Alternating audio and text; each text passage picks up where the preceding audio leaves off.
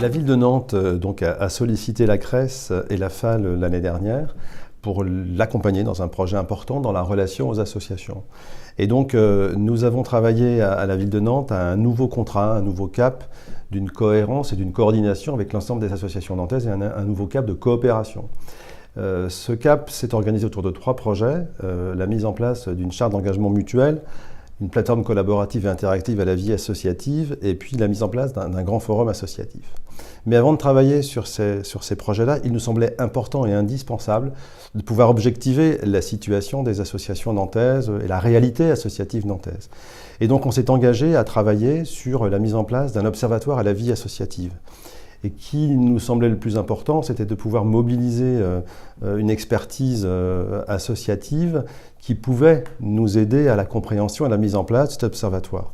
Bien évidemment, la CRES, dans sa particularité comme la FAL, sont apparues les 2 structures les plus adaptées et les plus intéressantes pour nous à mettre en place cet observatoire. Donc il a existé, et c'est une première, il a existé puisque l'an dernier, la CRES et la FAL ont édité le premier outil Observatoire à la vie associative nantaise, qui donne une vraie réalité et une vraie objectivité de ce qu'est la réalité de notre dynamique associative à Nantes.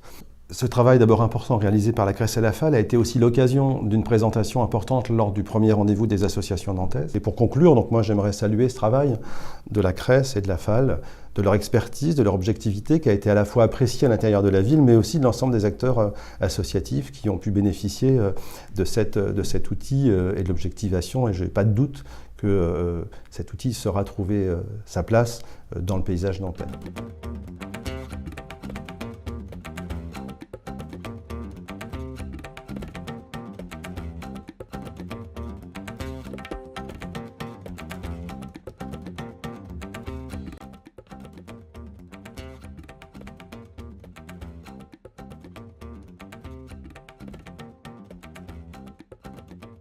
Bonjour, je m'appelle Nicolas Martin, je fais partie de la SCOP RSCOP au sein de Louvre-Boîte 44. Nous travaillons depuis 1 an avec la CRES sur la traduction du guide des bonnes pratiques qui est issu de la loi ESS, loi 2014, qui amène les entreprises de l'économie sociale et solidaire à s'engager dans une démarche de progrès. Donc nous allons tenter de vulgariser ce guide, le faire connaître auprès des acteurs du territoire à travers un accompagnement collectif pendant 1 an. Une quinzaine d'entreprises se sont portées candidates pour pouvoir réfléchir ensemble à la traduction de ce guide des bonnes pratiques de manière très opérationnelle. Cet accompagnement démarre fin mai, va permettre à une quinzaine d'acteurs du territoire de travailler sur ce guide des bonnes pratiques, de le tester, de le vulgariser, de le tordre aussi pour pouvoir se l'approprier, et va permettre d'éditer un guide repère qui permettra aux autres acteurs du territoire de pouvoir s'en saisir à travers des outils méthodologiques, des expériences, des bonnes pratiques qui seront illustrées par les 15 acteurs qui seront engagés dans cette démarche expérimentale. Cette démarche est initiée aussi par le CNCRES, et la Pays de la Loire sont leaders, en tout cas vont faire figure de chef de file, en tout cas d'une réflexion plus large, nationale, sur la mise en œuvre effective de ce guide des bonnes pratiques. Le Goût des autres, qu'est-ce que c'est? C'est une association qui existe depuis janvier 2010. Le but de l'association, c'est d'aider à l'intégration des familles qui se sont retrouvées demandeuses d'asile, donc des familles migrantes, qui ont quitté leur pays pour des raisons politiques, de conflits, et qui sont arrivés à Nantes, et qui ont obtenu l'asile. On les a aidés dans cette démarche, et à la suite de ça, il fallait leur imaginer un projet pour les aider à s'intégrer, et notamment économiquement. Donc le Goût des autres emploie des familles et des femmes, beaucoup de femmes, il y a aussi des hommes, pour préparer des spécialités culinaires et faire découvrir des spécialités culinaires de leur pays aux Nantais. Bonjour, je suis Gita, donc je suis la coordinatrice du Goût des autres. Donc je viens vous donner mon impression aujourd'hui par rapport au prix de la CRES. Donc moi, c'est un moment que j'ai vécu avec beaucoup d'émotion, parce que je suis dans l'association depuis le début, et du coup j'ai vécu ça comme une reconnaissance de toute l'avancée qu'on a fait, de toute l'évolution depuis le début de l'association. Donc à savoir que notre projet s'inscrit vraiment dans cette démarche d'économie sociale et solidaire Et c'est ce qui est pratiqué dans la cuisine de tous les jours chez nous.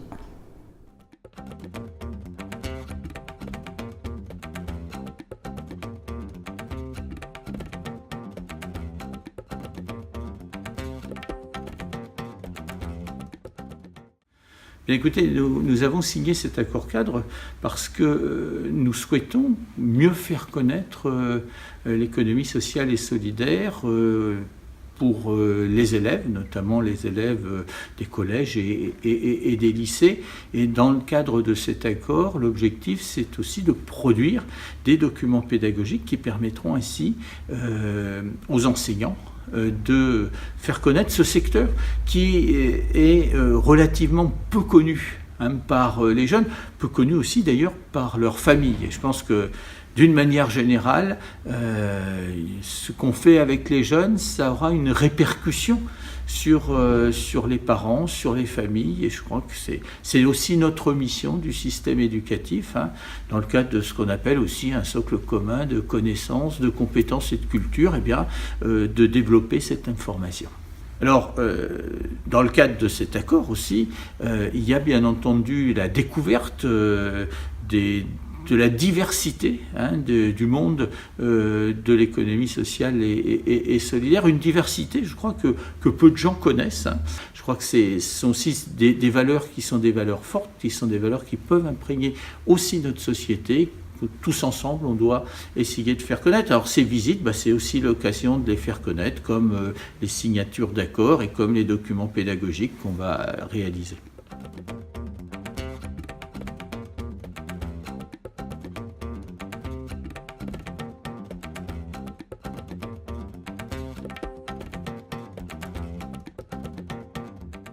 Alors la région des Pays de la Loire soutient le dispositif Culture Diag.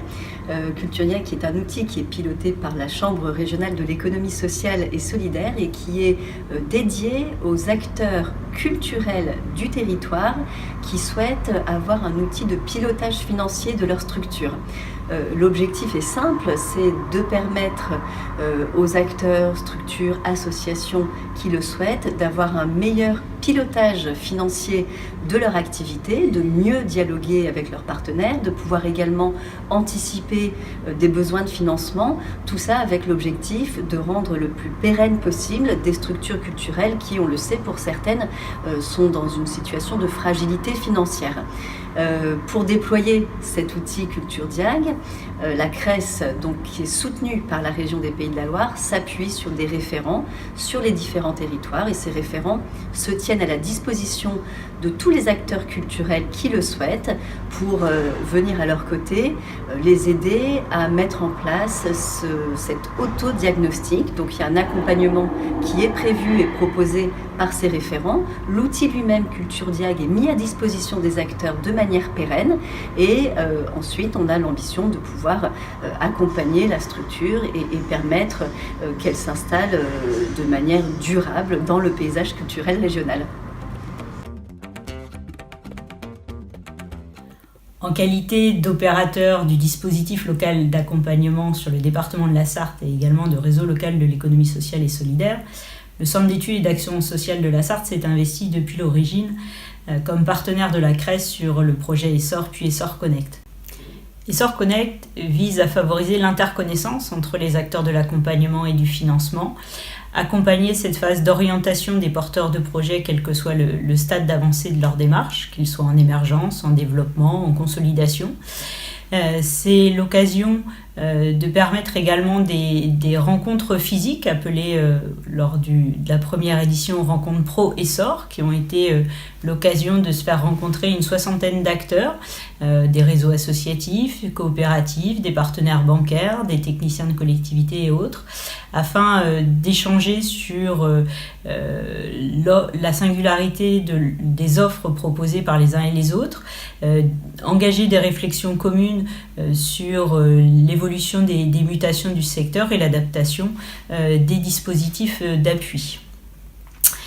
Essor Connect en 2017, c'est également l'émergence d'une plateforme numérique proposant des offres de formation sous forme de webinaires, du partage d'outils, mais également d'une veille partagée pour faciliter le métier d'accompagnateur.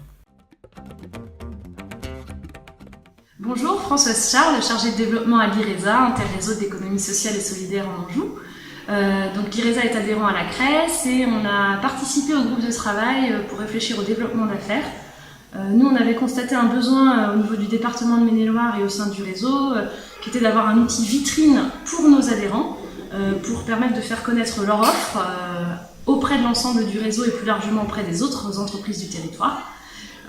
Dans le cadre de la réflexion et des travaux menés avec la CRES, on a abouti à identifier la BOSS et donc on a aujourd'hui rejoint ce projet pour permettre son développement à l'échelle de la région et plus particulièrement pour l'IRESA du Maine-et-Loire. Bonjour, donc Alice Goulaoui, collègue de Françoise à l'IRESA. Parallèlement à la BOSS, on avait aussi la problématique pour les adhérents de l'IRESA de développer leurs affaires, mais de façon concrète, on va dire, avec des rencontres réelles, donc pas via une plateforme virtuelle. Donc c'était la rencontre des expressos.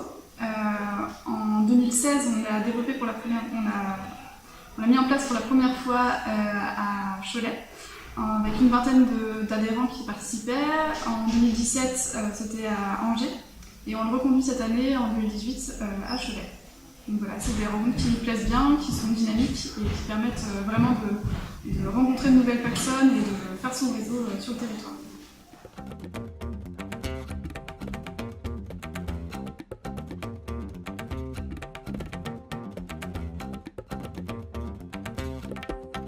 Bonjour, donc je représente l'association Saint-Nazaire-Ville Sport et nous portons le projet Lab Sport. Ce projet vise à créer le premier Fab Lab en termes d'activité physique adaptée.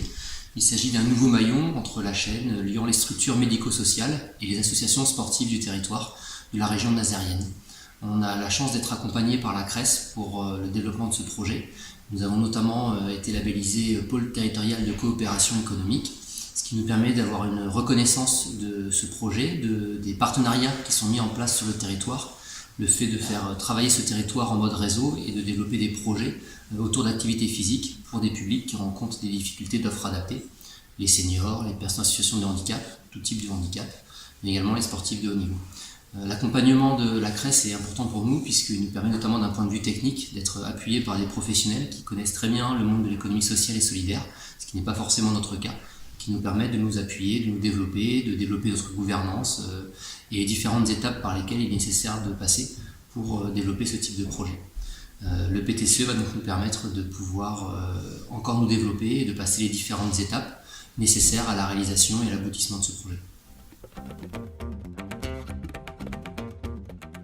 La filière Silver Economy en Pays de la Loire comprend un certain nombre d'acteurs, dont la Chambre régionale de l'économie sociale et solidaire, qui, aux côtés de la CCI, de la Chambre de métier, du Gérontopôle et bien sûr sous l'égide du Conseil régional, porte cette filière en région Pays de la Loire. Ça nous semble, à nous, Gérontopôle, très important que la CRES soit investie dans cette filière, parce qu'on sait qu'une partie des innovations sociales qui prennent corps sur les territoires, liées à la transition démographique, sont le fait de porteurs de projets de l'économie sociale et solidaire. On a pu concrétiser un peu plus ce travail partenarial en signant en 2018 une convention, puisque nos présidents mutuels se sont rencontrés et ont trouvé des valeurs communes pour continuer à collaborer et approfondir cette collaboration, notamment des valeurs communes autour de la nécessité d'entreprises ou de projets qui soient porteurs de plus de bien vieillir pour les personnes âgées d'aujourd'hui et de demain. Ce qu'on espère, c'est qu'on va encore aller un peu plus loin en proposant aux collectivités territoriales une offre commune d'accompagnement de leur territoire à cette transition démographique. Nous, côté Gérontopôle, en amenant davantage le côté gérontologique, bien sûr, l'expertise géronto-gériatrique, l'aspect aussi socio-démographique, géographique, la CRES étant vraiment sur l'aspect économique et favorisant les projets territoriaux qui pourront naître de ces diagnostics. Bonjour, je m'appelle Peggy, je suis la fondatrice de l'association Valorise, créée pour apporter des réponses concrètes au gaspillage des fruits et légumes et à l'éveil au goût pour tous. Comme vous pouvez le voir, nous sommes situés à Saumur, dans le jardin de la France. Et pourtant, 40% des fruits et légumes de notre territoire sont détruits au stade de la production, avant même d'arriver sur le marché à cause des normes de calibrage et des aléas climatiques. L'une des solutions est notre projet collectif de Food Lab solidaire anti-gaspi. Nous sommes lauréats d'EcoProx 2017 et à ce titre, nous bénéficions d'un accompagnement de l'IRESA et de la CRES. Alors qu'est-ce que cela nous apporte? Une animation du groupe projet, une aide à l'étude de faisabilité, des recherches de financement et une forte mise en réseau. Ce dispositif est l'un des garants de la réussite de ce projet ambitieux et multidimensionnel. Alors rendez-vous l'an prochain pour fêter son ouverture. Nous avons travaillé en 2017 avec la CRES sur le forum Travail Autrement. L'idée est venue du constat que 30% des offres d'emploi sont visibles sur le marché du travail et cela est encore plus flagrant, on va dire, dans l'économie sociale et solidaire. Du coup, elles sont en effet en majorité pourvues grâce au réseau et aux recommandations. Du coup, l'idée, c'était de pouvoir réunir vraiment les personnes en quête de sens et les employeurs de l'économie sociale et solidaire pour faire un peu réseauter tout ce petit monde. Et donc, on a vraiment fait cet événement avec d'autres partenaires. Donc, il y avait effectivement la CRES, les groupements d'employeurs AGEPLA et IEP, mais aussi CoJob, la Maison de l'Emploi et Ressources Solidaires. Et ça a été vraiment, il y a vraiment eu un engouement des candidats, des partenaires et des employeurs. Et donc, on s'est dit qu'il fallait absolument qu'on recommence. Donc, il y aura une nouvelle édition le 6 novembre 2018.